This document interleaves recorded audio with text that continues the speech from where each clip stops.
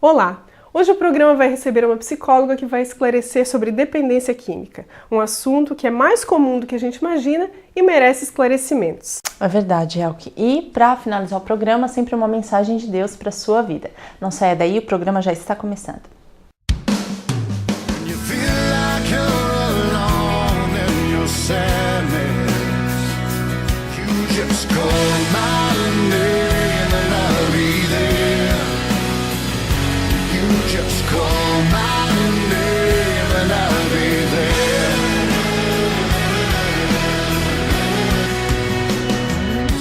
A dependência química é hoje um grande problema, um grande mal na sociedade. E a cura para esse problema? Como contornar esse problema? Quantas famílias enfrentam essa dificuldade? Para falar sobre esse assunto, nós recebemos hoje no programa a psicóloga Ivana Anselmo Souza. Nós queremos te agradecer, né, Ivana, pela tua presença aqui e deixar um tempinho lá da tua agenda corrida para esclarecer mais esse assunto. E já queria começar então te perguntando, né, o que é a dependência química? Ela realmente é uma doença? Ela tem que ser encarada como uma doença?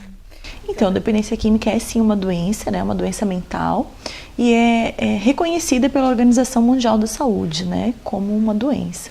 Né? Hoje, como é que o psicólogo ele entra nesse processo, assim? Porque a gente sabe que é muito comum, né, bem comum realmente, esse problema, não escolhe classe social, né? E como é que tu, como psicóloga e também como cristã, tem visto esse problema? É um problema bem sério, né? Cada vez aumenta na nossa sociedade, né, o uso de drogas e álcool, e é um desafio para a gente, enquanto psicólogo, né, auxiliar, ajudar e contribuir para o tratamento desse dependente, né? Mas estamos fazendo tudo o que podemos, né, para auxiliá-lo, né? Eu vejo assim, que não é uma doença que não deve ser tratada só pela psicologia. Né? Algumas pessoas até me questionam, mas você enquanto psicóloga, né? Mas eu acho que seria muita pretensão minha, né, diante de um problema desse tamanho, dizer que eu atendendo um dependente químico uma vez por semana, 1 hora no consultório, iria dar conta do tamanho do problema, né? Então, assim, eu acho que é uma coisa multidisciplinar. É a psicologia junto com a psiquiatria, Deus, grupos de mútua ajuda, a família, família, tudo vem agregar para o tratamento, né? Eu acho que uma pessoa só seria muita pretensão dizer assim, eu vou tratar. Entendi. Ivana, e essa doença, ela tem uma causa, assim? Como que vocês tratam a causa? Então, como a maioria, né, dos transtornos mentais, não existe uma causa única, né? Antes a gente ouvia falar assim, não, ele usa droga porque os pais se separaram. Ou ele usa droga porque ele perdeu a mãe quando era jovem. Então as pessoas tinham essa questão de classificar, né? Sim. Mas não, né? Hoje não existe. Todo mundo é grupo de risco, como a Elke falou, né? Então não existe uma causa única. Claro que existem fatores que podem contribuir para essa pessoa ir buscar a substância, né? Então, assim, claro, ter uma família que não é bem estruturada pode contribuir, né? Perder um ente querido pode contribuir. Ter um outro transtorno, tipo depressão, pânico, pode contribuir para que ele vá buscar na droga o alívio, né? No álcool e na droga o alívio. Mas assim, não existe um fator determinante, assim, não, ele usou por causa disso, né? Às vezes até o próprio dependente, ele coloca essa justificativa para ele mesmo, né? Eu escuto muito isso. Eu comecei a usar depois que eu me separei. Né? Só que, na realidade, depois a gente trabalhando e no processo a gente vai vendo que não é aquela causa ali. É um contexto de coisas ao longo da vida que foram contribuindo para que a separação foi a gota d'água. Ali ele começou, sim, mas ele já tinha várias coisas que estavam faltando na vida dele. Vários fatores que levaram ele... Tu falou de uma falta, né? De uma lacuna, isso, né? Normalmente, esse é o problema, então. Independente do que está à volta, em redor, né? Deixa eu te perguntar uma coisa, que eu acho que muita gente tem curiosidade. É possível identificar, porque a gente sabe que na sociedade muitas pessoas têm o problema e talvez não demonstrem tanto, né? E quando se dá conta já está assim, além do que deveria estar, né? Sem controle. se é que tem algum controle, né? Como identificar um usuário de drogas ou de drogas, porque é ilícita, né? O álcool a gente sabe que é mais comum, mas de drogas principalmente. Então, às vezes a família tem que ficar atenta, a gente chama isso de período de latência, que a doença já está ali, mas ela ainda não está se mostrando, né? Para mim, um dos sintomas assim, bem evidentes é a mudança de amizades e mudança de comportamento. Então, se a pessoa era alegre, extrovertida, ela acaba começando a ficar introvertida, séria, busca o isolamento.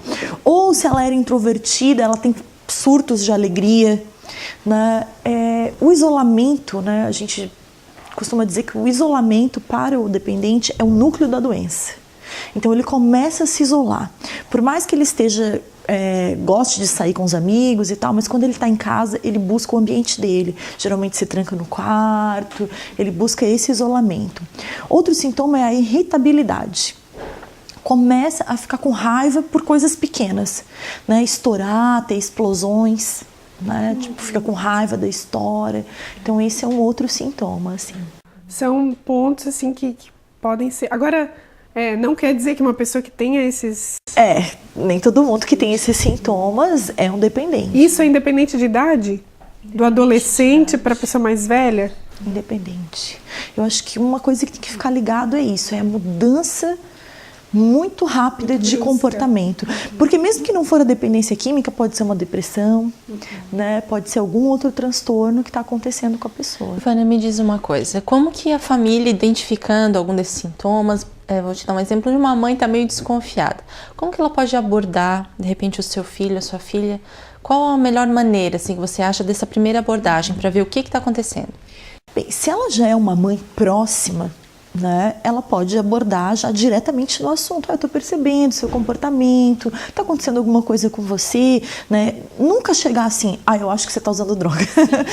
Porque se ele estiver, ele vai negar. Pior é quando chega e fala assim, eu sei que tu está usando droga. Você vai ficar bem ofendido, assim, então, né? Se a mãe não tem abertura, ela tem que procurar se aproximar primeiro. Sim. Porque se ele já não tem abertura para outras coisas, jamais ele vai chegar e dizer, eu realmente estou com problema, estou usando droga, né? Como eu falei, o núcleo da doença é o isolamento, então ele sempre vai procurar se isolar e tentar resolver sozinho. E até mesmo porque naquele momento eu acredito que o drogado nem acredite que ele tem um problema. Tem um problema, exatamente. Então vai negar, assim. A negação é um aspecto da doença, né? Então o adicto, o dependente, geralmente ele não enxerga a dependência. Esses dias ainda foi engraçado, eu estava conversando com um alcoólico, ele está internado, né? Então assim, ele contando a história dele, então uma história toda enrolada de vida, vários casamentos, várias brigas na família, perdeu tudo que tinha, carro, emprego, dinheiro. E daí eu assim, e por que você decidiu vir se internar aqui, esse internamento? Ele assim, por causa da minha perna. Daí eu, o quê? Ele assim, a minha perna, eu fui mordido por um cachorro, daí eu queria parar de usar para poder tomar os medicamentos, então eu vim para cá só por causa da minha perna. Sério. Mas isso é emocional mesmo. É um aspecto da doença, é como se o dependente tivesse um elefante branco na frente dele, mas ele não enxerga. O problema é a perna. Nossa, eu acho importante a gente estar esclarecendo isso, né? E como o problema realmente é comum, mas a gente está encerrando o primeiro bloco, a gente volta no segundo bloco, esclarecendo mais sobre esse assunto. Não sai daí.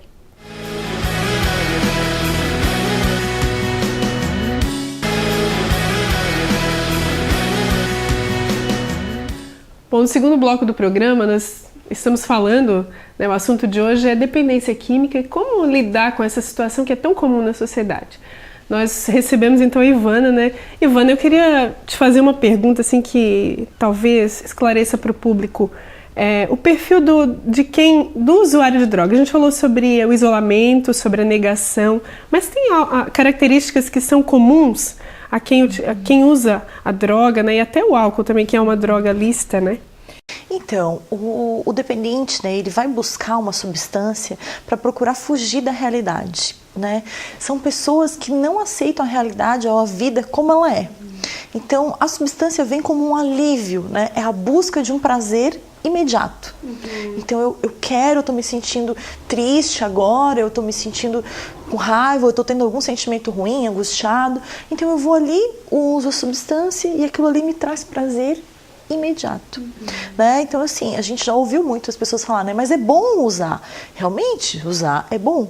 O que traz problema são as consequências. Porque esse bom, né? A droga, ela vai... o uso de droga vai progredindo. Né? Então ele vai aumentando a quantidade para sentir o mesmo prazer e vai aumentando a frequência também. Né? Então sempre vai progredir. O dependente, a gente costuma dizer que ele nunca começa bebendo de barril, por exemplo. Não, eu vou começar a beber, então vou lá, pego um barril e tomo. Não, ele vai começar o quê? Bebendo socialmente, daí ele vai aumentando a frequência, aumentando a quantidade, até que ele se torna um alcoólatra. Né? O usuário de droga, a mesma coisa. Geralmente eles começam o quê? Maconha. Então ele começa fumando maconha, um baseado aqui, um baseado ali, só que daqui a pouco ele começa a aumentar a quantidade e aumentar a frequência. E daí aquela droga já não vai mais trazer o prazer imediato que ele queria. E daí ele vai passar para uma outra droga. E daí ele vai começar devagar e vai... Claro que isso varia de indivíduo para indivíduo. Tem aqueles que começam a usar dentro de um ano, eles acabam com a vida deles. E tem aqueles que conseguem usar 10 anos, 20 anos e ainda manter socialmente uma aparência. Mas vai chegar uma hora que vai ficar bem evidente e as consequências físicas e emocionais vão aparecer. Vão aparecer. Essa sensação, essa falsa sensação de controle sobre a droga, isso é bem comum também. Isso. Quando eu quiser eu paro, eu sei usar. Isso é uma fala que, nossa, eu escuto muito assim. Não, o problema não é comigo. O problema é a minha mãe. O problema é o governo, o problema é o meu chefe. Eu não, meu uso de droga não está interferindo nisso. Me diz uma coisa, Ivana, eu sei que tu és psicóloga, não trabalha com essa área, mas deve saber um pouco a respeito das consequências físicas do dependente, né?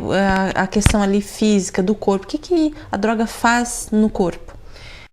Geralmente, assim, quando eles chegam para mim, né, ainda não chegam nessa total degradação física, né, que é o emagrecimento, né, a perda do apetite, né, a troca, né, mesmo da noite pelo dia. Né? Então, assim, quando eles chegam para mim, geralmente é até difícil de eles aceitar que eles possuem uma doença, né? Geralmente eles se olham e dizem, não, mas eu tô aqui, eu tô fortinho. Aparentemente eu estou bem, né? Muitos deles, não, ainda consigo comer, me alimentar, ainda pratico algum esporte, jogo futebol e tal. Só que a degradação é muito maior psicológica do que a física. Quando ele chega, vamos dizer assim, tá no aspecto físico detonado, o corpo está detonado, o psicológico já foi há muito tempo. Há muito tempo, assim, muito tempo. A gente sabe que a pessoa tem que optar pela internação, por ser internada, né? Não adianta a família desesperada recorrer, né, e internar obrigatoriamente, porque isso não existe, né? Hoje não tem nada que obrigue a pessoa a ser internada, certo? Como é que é esse processo de persuadir essa pessoa para que ela possa optar pela internação? Então, assim, hoje eu vejo, né, que o dependente tem essa questão da negação. Então, geralmente ele não quer mesmo optar por uma recuperação. Sim. Às vezes ele até fala da boca para fora, não, eu vou. Mas aí daqui a pouco ele já muda de ideia, né? Ele fala na hora que aperta ali, que ele sofre alguma consequência, daqui a pouco ele já desiste, porque não é fácil, a recuperação não é fácil, né? Buscar uma internação não é fácil. Mas o familiar, o que ele pode fazer para persuadir, né? Não facilitar a vida do dependente. Seja ele dependente de álcool, dependente de drogas, dependente de medicamento, que hoje nós temos também bastante, né? Mas não facilitar. Tem um aspecto que eu costumo observar que é assim, sempre que tem um dependente, existe um codependente. O que é o codependente? É aquele familiar, é aquele irmão, pai, mãe, filho, que mantém o dependente, que de certa forma assume as consequências por ele. Vou dar um exemplo. O filho compra uma moto. Devido ao uso de drogas, ele não consegue pagar as prestações. Daí o pai vai lá e paga. Ele está tendo uma atitude codependente. Ele não está deixando a pessoa assumir as consequências dos atos dela. Outra coisa muito comum, eu que já trabalhei bastante em empresa, então, ele festa a noite inteira, usa um monte, chega no outro dia de manhã, ele não tem condições de trabalhar. Aí, o que a mãe faz? Liga para o emprego e diz, olha, ele passou mal à noite, ele está doente. Então, ela está ali facilitando a vida do dependente. Aí, muitas vezes, essa mãe diz assim, mas eu vou deixar ele perder o emprego? Às vezes, é necessário que ele perdeu alguma coisa para que ele note que o uso está prejudicando a vida dele. Só que a família, nessa ansiedade de ajudar, de proteger, de tentar tirar, né, o adicto ali daquilo, ela acaba contribuindo para que ele continue usando. Sim. Né? Então, assim, a família, como o adicto precisa admitir que ele é impotente perante a doença, que ele precisa de ajuda para sair, a família também precisa admitir que é impotente perante essa doença, que também precisa de ajuda, precisa aprender como lidar com esse dependente. Ivana, falando aqui de adicto e de família, veio uma questão aqui na minha cabeça com relação a passos práticos, né? Identificado o adicto, não, tem alguém dependente na minha casa, passos práticos, o que a família pode fazer, quem ela deve procurar primeiro?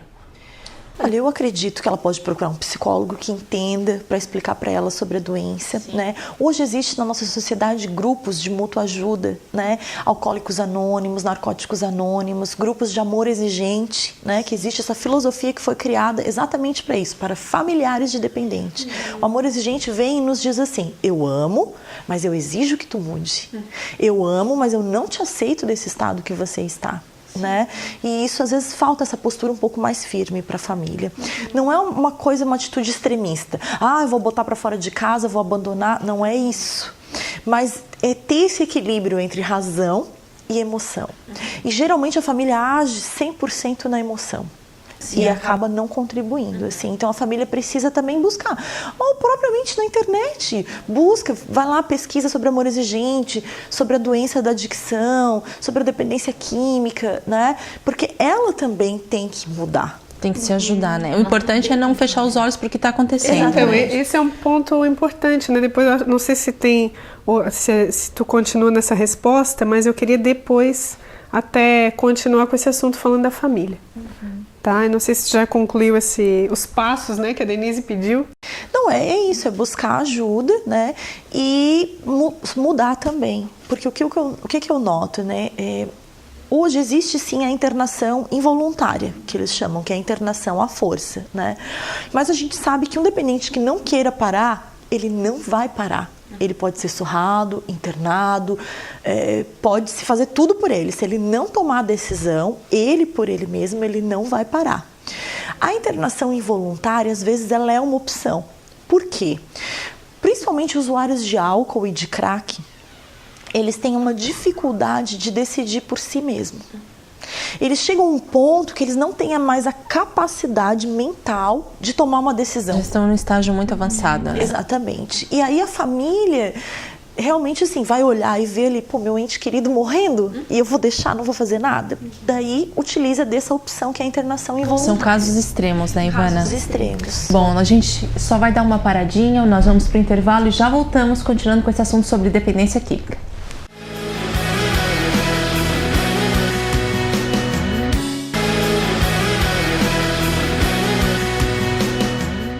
Estamos de volta com o programa, hoje falando de um assunto bem sério, dependência química. E continuando esse assunto, nós estamos aqui, né, com a psicóloga Ivana, e nós estamos falando sobre a internação involuntária, né, Ivana? Você estava dizendo que esse tipo de internação é difícil, é uma decisão extrema, mas ela também pode obter resultados positivos. Sim, isso mesmo. A internação involuntária, geralmente nos primeiros 10 dias, o dependente fica revoltado, né, porque ele não queria estar lá, ele não queria estar internado. Só que depois acontece uma coisa que é fascinante, né? Que lá pelo 15º dia internado, geralmente a gente tem um processo que a gente chama assim, caiu a ficha. Que é o quê? Ele se dá conta, ele tem um insight, ele olha pra gente e diz assim, nossa, o que eu estava fazendo da minha vida? Né? Nossa, eu realmente tenho um problema, né? Então, muitas vezes, né, nem todos os casos, mas na maioria dos casos, eles têm isso. Eu chamo assim que ali é que o milagre acontece, que ele começa a perceber que realmente o uso de drogas e álcool estava prejudicando a vida dele, estava prejudicando muito.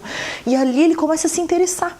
a buscar recuperação, a querer falar de recuperação, ter a sua vida de volta, né? Exatamente. Retomar a sua vida, né? Retomar. Então esse tempo, ele é importante que as famílias, que as pessoas invistam nesse tempo. Esperem e entendam esse tempo. Porque às vezes a família não quer internar, né? Assim, a força, pensa nisso, não, mas ele vai se revoltar. Realmente, nos primeiros dias ele vai se revoltar. Mas a maioria dos casos que eu percebo, vamos botar lá de 50, né, 40, tem esse insight, tem se apropria disso, assim, consegue perceber, porque daí tirou a droga e ele começa a raciocinar, a recuperar essa capacidade de tomar decisão, de enxergar, né, e de ver que ele realmente tinha um problema. Só que também tem outro ponto aí na internação involuntária.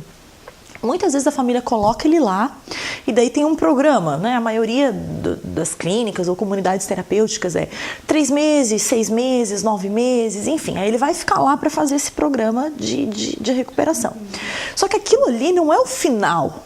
Ele não vai sair dali curado, né? Ele vai sair dali para continuar o processo de recuperação em casa. E viver uma nova vida. Se ele ficar ali 6 meses e voltar para o mesmo contexto, a mesma amizade, os mesmos ambientes, fazer as mesmas coisas que ele sempre fez, vai ser uma questão de tempo. Mais cedo ou mais tarde ele vai recair. Por isso que existe tantas recaídas, né, no dependente. Tava bem, agora recaiu. Tava bem, agora recaiu. Por quê? Porque essa manutenção é para o resto da vida. A igreja tem um papel importante também, né, Ivana, nesse processo, né, de integrar a pessoa que está em processo de reabilitação a novas amizades, a novos princípios, exatamente, a uma identidade restaurada, porque a gente, né, quando a pessoa foge da realidade, ela não conhece nem sequer a sua própria identidade, né, em Deus e, né, os seus talentos, suas capacidades, enfim, né? Então a igreja tem um papel importante, sim, né? Sim, eu costumo dizer assim, como eu falei no início, né? Não dá para dizer, não, eu vou fazer psicoterapia e psiquiatria e isso vai resolver. Não dá conta, né? Não dá conta. Essa pessoa ela precisa realmente mudar 100% a vida dela. Os lugares que ela ia, ela não deve ir mais. As pessoas que ela andava, ela não deve andar mais, né? Às vezes até o próprio emprego, de repente ela vai ter que avaliar e trocar de emprego também, né? A forma como ela se relacionava com as pessoas não vai ser a mesma forma. Inclusive a família, né? Inclusive quem está bem pertinho ali, que às vezes lança palavras e fala, eu sabia que tu não ia mudar mesmo, sabe? Essas coisas que influenciam, a gente acha que não. A família tem que entender que é um processo, continuar mantendo a disciplina, né? Eu tive atitude extremista de internar, então agora eu vou continuar com essa atitude de disciplina. Tratar a codependência também. Tratar a codependência, de estabelecer horários, padrões, regras. Então, assim, sempre aquela coisa, tem uma atitude, tem a consequência. Tem a atitude, tem a consequência. Se você não quer trabalhar, tudo bem, mas então você também não vai ter o dinheiro. O dinheiro é um aspecto importante a ser avaliado no processo de recuperação, porque dinheiro na mão de dependente é tentação.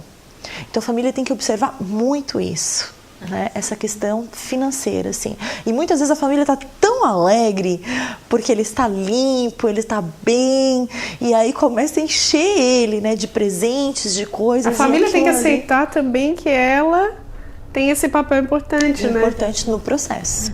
Sim. E tem um aspecto importante que é bom a gente lembrar, né, Ivana? Você como cristã, né, que crê em Jesus, que há também uma saída, né, que é uma saída de cura através de Jesus mesmo, de conhecer a palavra, de libertação, né, dessa doença, dessa prisão que é a droga. Quando eu vou fazer tratamento com algum dependente, ele chega no consultório, eu sempre coloco 2 requisitos, né? Um é que ele busque também um grupo de mútua ajuda e o outro é que ele busque desenvolver um contato com Deus, né? Eu não posso indicar alguma religião, esse não é o meu papel. Sim. Mas por que eu indico isso? Porque eu sei que esse vazio da droga, ele é muito grande. Ele é muito grande. E só Deus pode preencher. Só Deus pode preencher. Algumas pessoas até questionam assim, mas você enquanto psicóloga vai indicar Deus, né? Ciência. E daí eu sempre respondo assim, venha para frente de batalha. Venha fazer esse problema ser parte do teu trabalho, tirar horas do teu sono, para que você fique pensando numa solução. Aí, quem entende de dependência vai concordar comigo que precisa mesmo. Que bom, Ivana, eu fico feliz assim do teu parecer aí como profissional, né, que tem uma experiência grande nessa área. E te agradecemos, né? Eu que agradeço a oportunidade. Pela tua presença aqui. E eu queria finalizar, aproveitando esse ganchinho aqui da Ivana, com uma mensagem que está lá em 2 Coríntios 3,17, que fala assim: ora, o Senhor é o Espírito, e onde está o Espírito do Senhor, aí há liberdade. Nós imaginamos muitas vezes que ter liberdade é fazer o que a gente quer, né? Mas ter a verdadeira liberdade é ter consciência de quem você é ter consciência de que você não precisa de recursos externos para você ser feliz. Se você enfrenta um problema, você vai ter coragem, crer que o Senhor é contigo para enfrentar esse problema, para acordar de manhã angustiado muitas vezes e saber que você não precisa de nenhum recurso externo para vencer essa angústia, para resolver esse problema. Então, que você possa se apegar conosco nessa palavra, né? Crer que o Senhor, o Espírito do Senhor está com você. Se você enfrenta esse problema, se você tem um parente, um amigo que enfrenta esse problema, Jesus está aí de braços abertos, com seus braços estendidos para te oferecer e te entregar essa ajuda e fazer com que você seja livre efetivamente. Eu queria, encerrando aqui, mais uma vez te agradecer, e agradecer a você também que acompanhou com a gente esse programa realmente esclarecedor. As amigas ficam por aqui, mas o Senhor Jesus, nosso amigo verdadeiro, segue com você aonde você estiver. Até o próximo programa.